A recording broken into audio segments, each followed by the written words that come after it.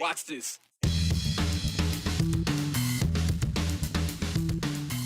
There are a lot of reasons why some could find themselves homeless. And right now, there are a lot of Boiseans who find themselves in that situation. We hear one woman's story. Doctors' offices were operating under limited hours during COVID, some even closed completely. And that kind of limited access to getting other non-COVID vaccinations, which means a lot of Idahoans aren't current with their shots, which currently concerns health officials. And another one bites the dust. The state's largest school district will once again be without a board chairman. Tonight, members of Boise City Council will listen to the last hours of testimony on why Interfaith Sanctuary should or should not be granted a conditional use permit and be able to move to a new location on West State Street. To move from their downtown location that just isn't big enough to provide emergency shelters or the services they feel they need to help people get out of their homeless situation. They took a gamble about a year ago, buying the old Salvation Army building, which would triple its square footage and double their ability to serve their guests, a need that has only increased over the past few years. Back in 2019, Boise Ada County Homeless Coalition did a point-in-time count of those experiencing homelessness.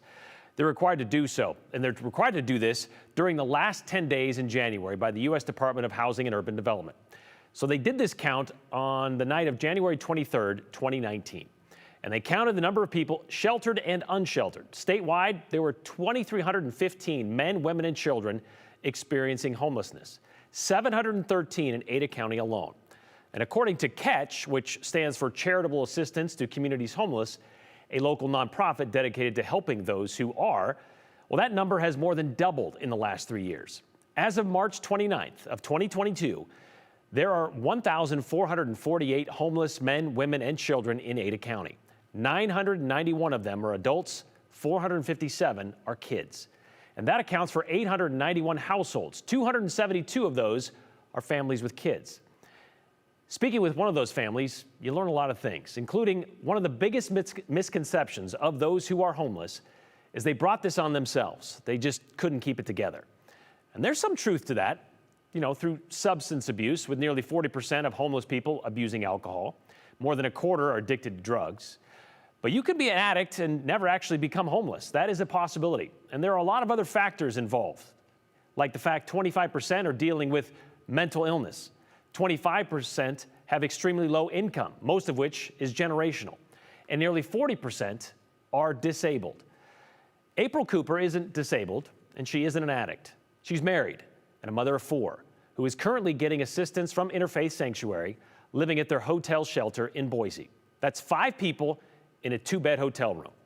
She's a Bora High School grad who last June was told she had 30 days, she and her family, they had 30 days to move out of their rental.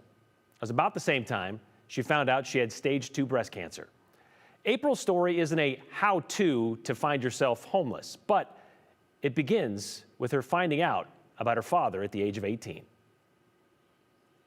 He was dealing with this monster inside of him, and he wasn't like the other dads. He was sort of standoffish with us.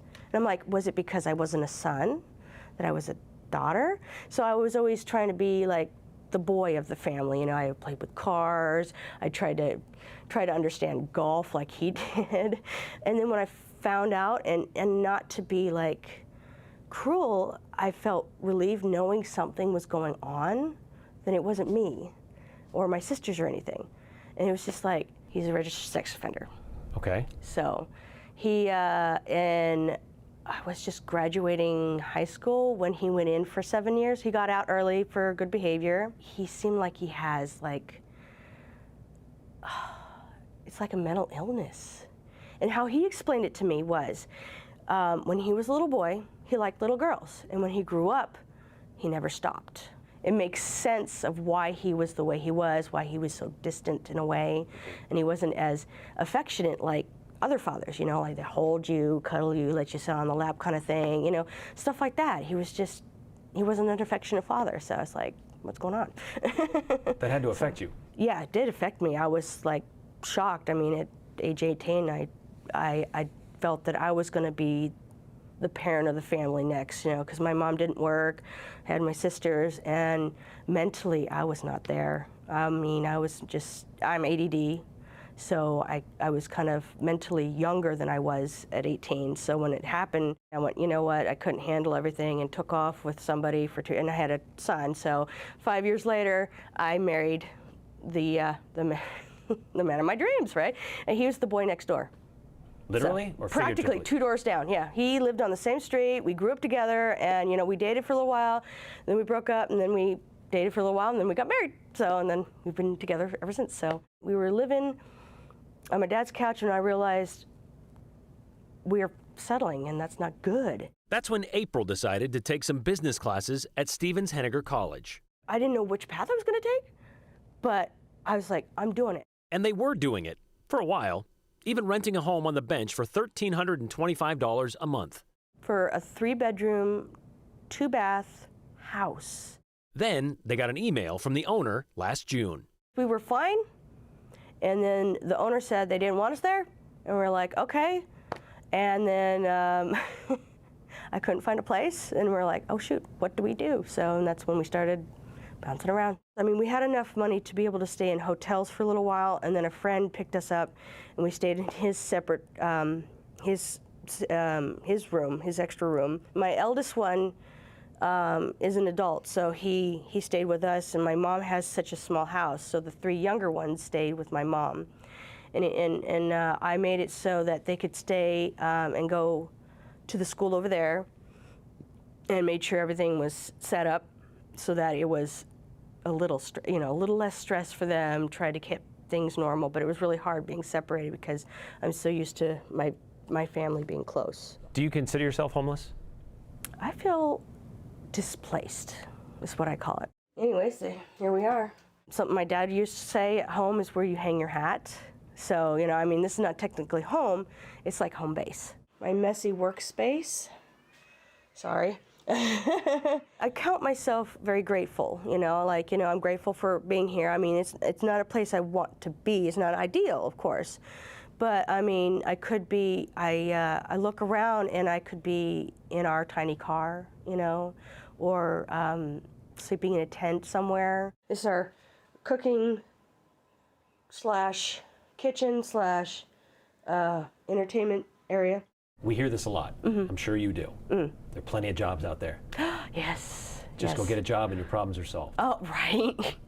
See, money, there's no problem with money right now. I mean, my husband makes enough that if there was, if rent wasn't like $2,000, we could have a place. You know, we've never had a problem with finding a place. And we're right in the gray area right now. The rent's a little too high, but we don't qualify for like the low income family. We're right in the middle. So, I mean, we can afford things, but rent's too high right now. So, but we're working on it. So we use the drawers for food, and here's our little microwave and fridge. How did you explain it to your kids? About, We're now homeless. that's pretty much what I told them, you know. And I mean, it was. I think it was stressful for them. They had to stay with Grandma, and she is a bit OCD, so it's hard to have so many people in their house. So I would try to pick them up after school, and this was before here. Pick them up after school and go do stuff with them, and then before my husband had to go to work, drop them off. And then give the car back, because we only have the one car. So and that was very stressful, because I mean, they wanted to come back with me, they wanted to stay with me, and it was just really hard for them. And I felt really bad, and you know, there were times where I cried, you know, but it's like I'm not gonna give up. I try to be positive. I try to find ways to keep some normalcy for them. Yeah. So this is our little home base, little homey touches. So you figured out how to explain it to your kids and talk to them about it. Yes. But are there times when you think to yourself or talk to yourself about it? I mean, you're 41, about to be 42. Yep. And you're not self-sufficient. Do you ever look at it that way? Do you tell yourself that, or do you look at that and go, how am I in this situation? Or what's it like, I guess, is the right question. Right? To think you're 41, you would be in a better spot. It sucks. Yes, it sucks. You know, I want to be a homeowner. I want to be successful, but I feel that I tell myself you need to be patient. All good things come to those who are patient. I've heard that once. I'm like, okay, patience, patience. Don't rush, you know, because things happen, you know, and I've been told things happen for a reason, you know. So, I mean, this is just one part of my journey to continue on to something better, you know. This is just one stepping stone. You know, once I get through it, I'll look back and go, wow, how did I do that? How did I keep it together? Wow. So that's how I see it. April believes she's lucky, believe it or not, because her husband works nights. It makes it tough to get into a shelter as a family because, well, he has to sleep during the day. She says he works 12 hours a day for a healthcare provider and makes $15 an hour. As you heard, April does have family in town, but her mom's house, a 2-bedroom, is much too small, and her sister is already living there, so there's really not a whole lot of room. As for asking other family members for help, April doesn't feel like she's in a dire enough situation yet. And despite being dyslexic, April has aspirations of being an author. She's already self-published a 976-page book, and she's working on another one. Catch, they told us today, they're helping 290 families with kids get affordable housing. And they have 237 of those families on a waiting list, a list they could be on for 2 years. Meanwhile, Interfaith Sanctuary in their current building on River Street can accommodate 250 guests. And up until about a year and a half ago, they rarely had to turn people away. But over the last year, they've had a waiting list every night. And happening right now, Boise City Council, as we said, listening to the last session of public testimony on Interfaith's appeal of their denied conditional use permit. This would be day 6 of hearings, and City Council is expected to make a decision tonight. If they decide to overturn the appeal, Interfaith will be allowed to move forward with its plan to move to the State Street location, the old Salvation Army building. If City Council denies that appeal, Interfaith will have to start the entire process over. We will have a decision coming up tonight on the News at 10.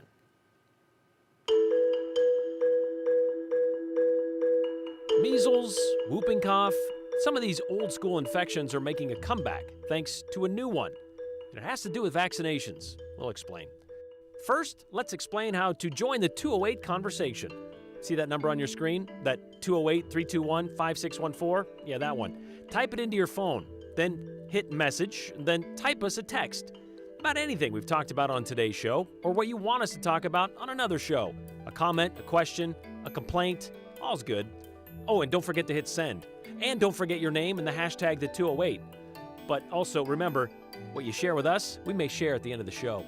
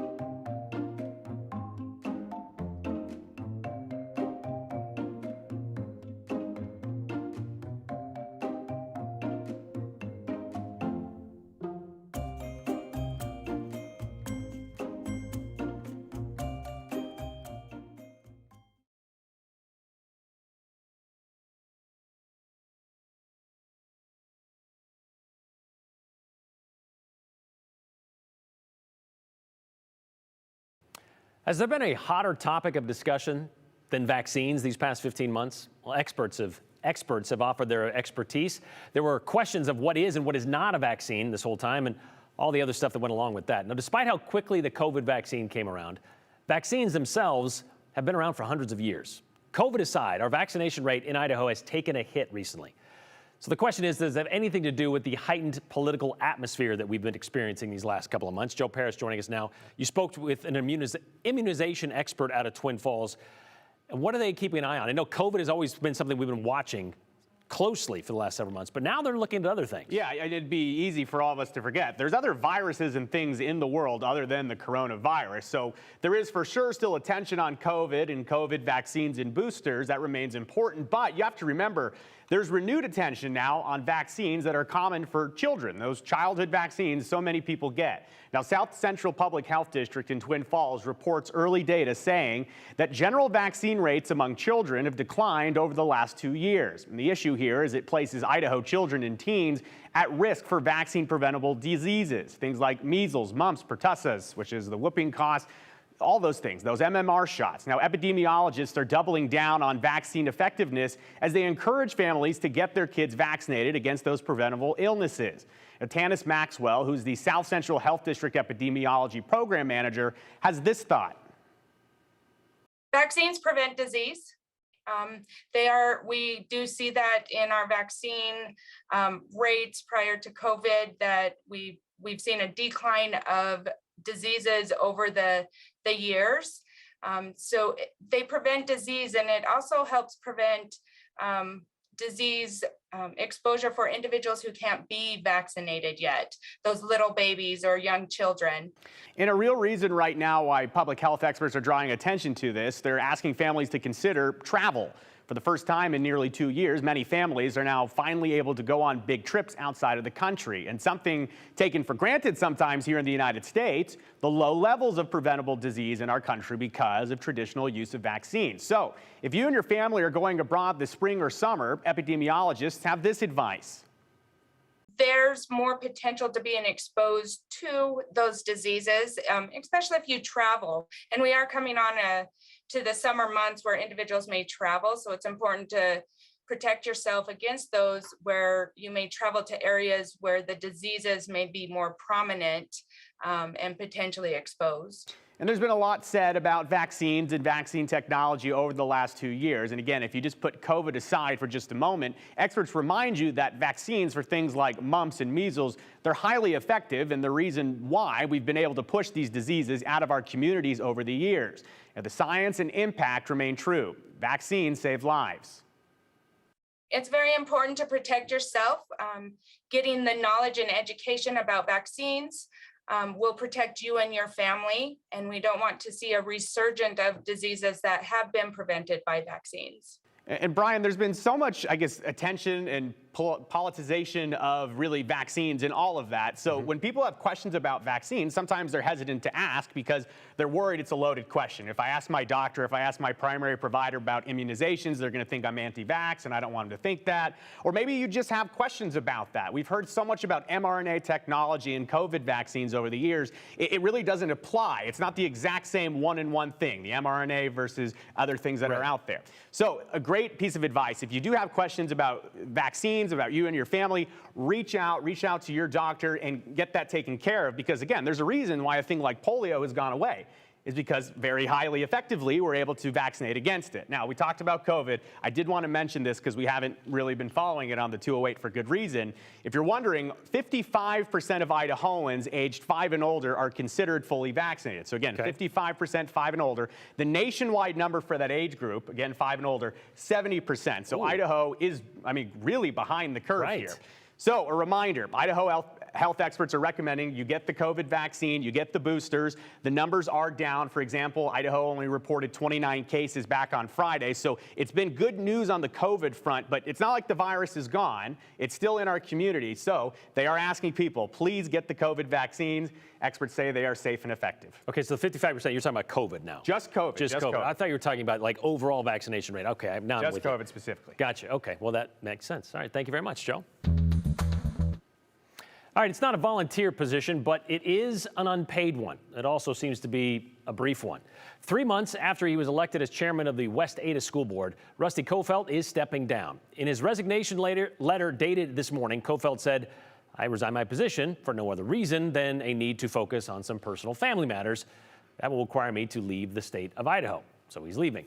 The board, which meets tonight, will vote on whether or not to accept that resignation. Kofelt, the former Eagle Fire Chief, is the second chairman to resign from the position this year and the fourth since October of 2020. Remember back in January, Amy Johnson resigned as chairman of the board. She says she and her family were threatened by some members of the public.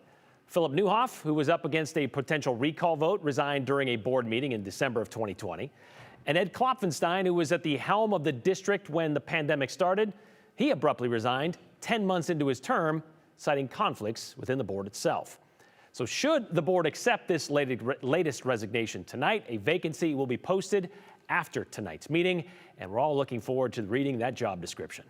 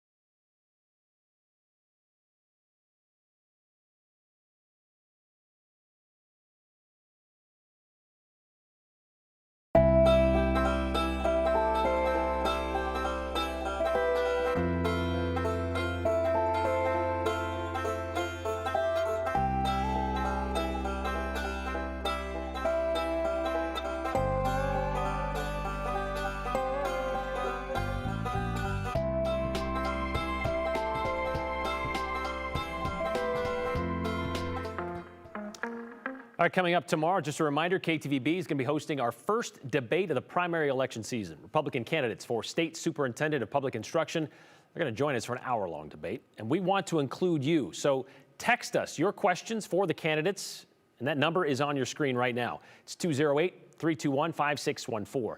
The debate is going to start at 6 o'clock tomorrow evening. You can watch it right here on KTVB. You can also catch it at ktvb.com. Then coming up on Thursday, we're going to host a debate with the Republican candidates for Secretary of State. So stay tuned for that. Again, that's a 6 o'clock tip-off for that one right here on KTVB. and also on ktvb.com.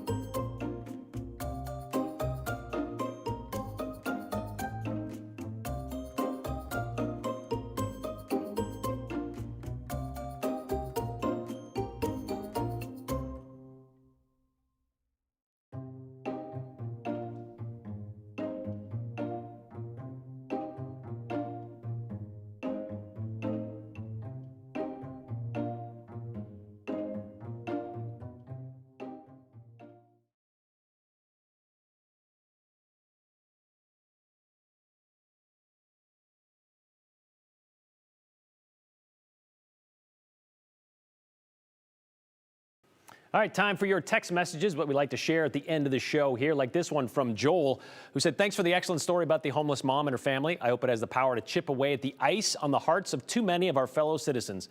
The Interfaith Sanctuary is one of the best providers of constructive and badly needed assistance.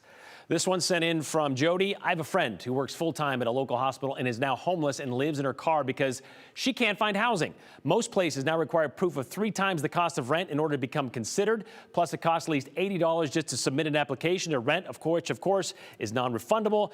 It's very sad. And even April said, a lot of them are looking a little bit more closely at your credit report to even consider you in the first place. So yeah, there are a lot more hoops you have to jump through and a lot more cash that gets in your way to rent a place. Why don't you cover more stories on people who have been through homelessness but worked and made their way out of it? The more that you give, the more they rely on it, San Mateo says. Well, we've done those stories, but right now there seems to be a glut of people who need that help. And those lists, those waiting lists to get that help can sometimes last 2 years. We'll see you tomorrow.